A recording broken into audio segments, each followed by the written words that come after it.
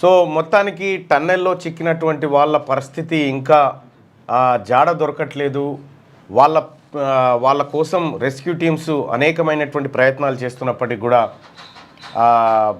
ఎలాంటి ప్రయోజనం కనిపించట్లేదు. బురదమయం నీళ్లు పేరుకపోవడంతో రెస్క్యూ ఆపరేషన్కి ఆటంకం కలుగుతున్నట్టుగా తెలుస్తూ ఉంది. ఎస్ఎల్బిసి టన్నెల్లో చిక్కుకుపోయినటువంటి 8 మంది అసలు సురక్షితంగా ఉన్నారా లేరా, అసలు ఉంటే ఎక్కడున్నారు, అసలు ఆ టన్నెల్ కూలిపోయిన ప్రాంతంలో కూలిపోయిన పైకప్పు ఏమైనా వాళ్ళపైన పడిందా, లేకపోతే టన్నెల్కి అవతల వైపున ఏమైనా ఉన్నారా, ఇంకా ఏంది అనేది తెలియనటువంటి అంశం. మొత్తానికైతే రాష్ట్ర ప్రభుత్వం అక్కడ ముఖ్యంగా మంత్రి జూపల్లి కృష్ణారావు గారు, ఉత్తమ్ కుమార్ రెడ్డి గారు అక్కడే ఉండి పర్యవేక్షణ చేస్తున్నప్పటికీ అధికారులతోని ఎప్పటికప్పుడు సూచనలు సలహాలు తీసుకుని ముందుకు పోతున్నప్పటికి కూడా ఎలాంటి ప్రయోజనం కనిపించట్లేదు. టన్నెల్లో చిక్కుపోయినటువంటి వాళ్ళు సురక్షితంగా బయటికి రావాలని మరోసారి కోరుకుందాం. అత్యంత విషాదకరమైనటువంటి వార్త ఎస్ఎల్బిసి టన్నెల్లో జరిగినటువంటి ఘటన. సో మరి ఇవాళ ఏమైనా కొలిక్కి వచ్చే అవకాశం ఉందా లేదా చూడాల్సినటువంటి అవసరం ఉంది. ఏకంగా మంత్రి జూపల్లి కృష్ణారావు గారు కూడా దాంట్లోకి టన్నెల్ లోపలికి పోయి ఈ అంశాన్ని దగ్గరుండి పరిశీలిస్తూ ఉన్నాడు. సో ఆ విజువల్స్ని మనం ఒకసారి చూద్దాం. ఇప్పుడు లేటెస్ట్ విజువల్స్ని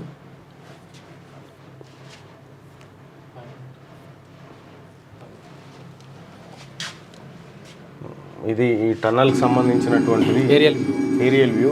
టన్నెల్ అందులోంచి వస్తుంది అట్లా.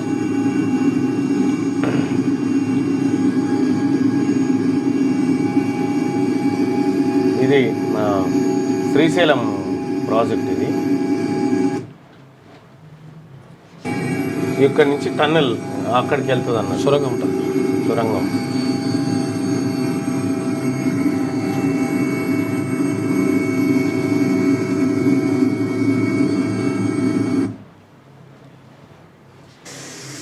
టన్నెల్ లోపల పరిస్థితిని మనం చూడొచ్చు. ఇక్కడ వాటర్ ఎక్కడికక్కడ ఊరుతా ఉన్నాయి. అగో పిలిస్తే పలుకుతారేమని ప్లాన్ చేస్తున్నారు కానీ పలుకుతలేదు.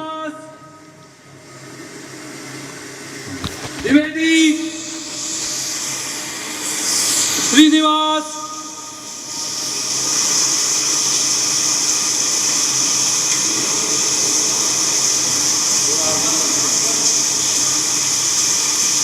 रिंग तो रिंग दिख रहे हैं सर आगे तक, ये रिंग दिख रहे हैं आगे तक. ఈ ప్రాంతంలోనే ఉండాలి వాళ్ళు. बेड लास्ट आ गया सामने, बेड डैमेज होगा आगे. ये रिंग ठीक है, लेकिन देखिए रिंग ठीक है आगे तक. ఇక్కడ వరకు రింగ్ కరెక్టే ఉంది, అక్కడ వరకు ఏం ఇబ్బంది. आगे बात वीडियो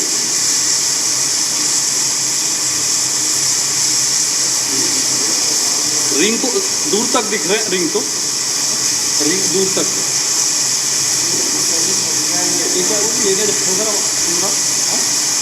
13,500 ना पंप स्टेशन 5 है ना ये 13,500 और आवाज़ें आ रही है.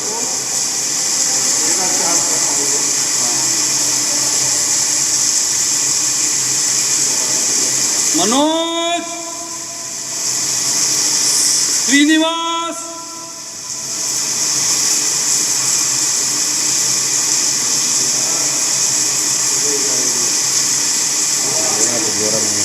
नहीं सर, बेल्ट डैमेज है इसके बाद में, बेल्ट डैमेज है ना इसके बाद.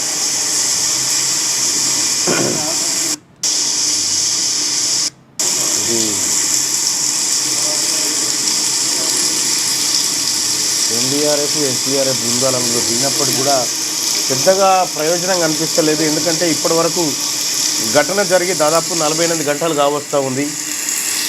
మరి 48 గంటల పాటు వాళ్ళని రెస్క్యూ చేసే ఆపరేషన్ జరుగుతున్నప్పటికి కూడా మరి వాళ్ళంతా సజీవంగా ఉన్నారా లేకపోతే ఏం జరిగింది అనేది మాత్రం చాలా చెప్పలేనటువంటి పరిస్థితి ఉంది.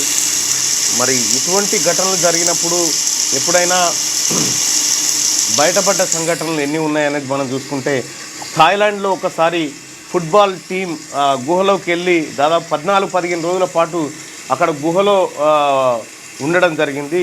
వాళ్ళని రక్షించడానికి అనేక ప్రయత్నాలు చేసిరు. సో మొత్తానికి వాళ్ళని బయటకు తీసుకొచ్చారు, బతికిరు. ఎవరికి కూడా ఏం కాకుండా అందరూ సేఫ్గా బయటికి రావడం జరిగింది.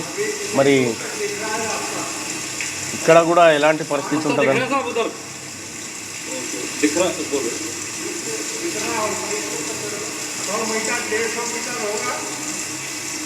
ఇట్లా కూలిపోయింది ఇదంతా.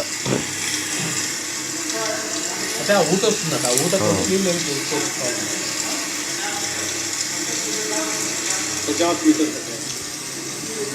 ఇంక ఇక్కడ నుంచి 50 మీటర్లు ఉందంట అప్రాక్సిమేట్గా. कोई दिख रहा है सर? अच्छा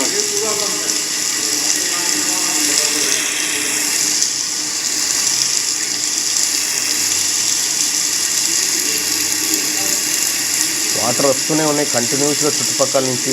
ప్లస్ బురద ఇదంతా దీని కారణంగా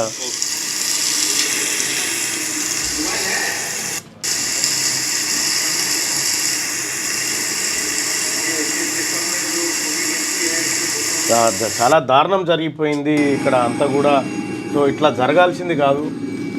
టన్నెల్ ద్వారా ఎస్ఎల్బిసి ద్వారా నల్గొండ జిల్లాకు, ఖమ్మం జిల్లాకు నీళ్లు తీసుకురావడానికి చేపట్టినటువంటి ప్రాజెక్టు 20 సంవత్సరాల నుంచి రాజకీయ నాయకుల నిర్లక్ష్యం కారణంగా 20 సంవత్సరాల నుంచి నత్తనడకన సాగింది.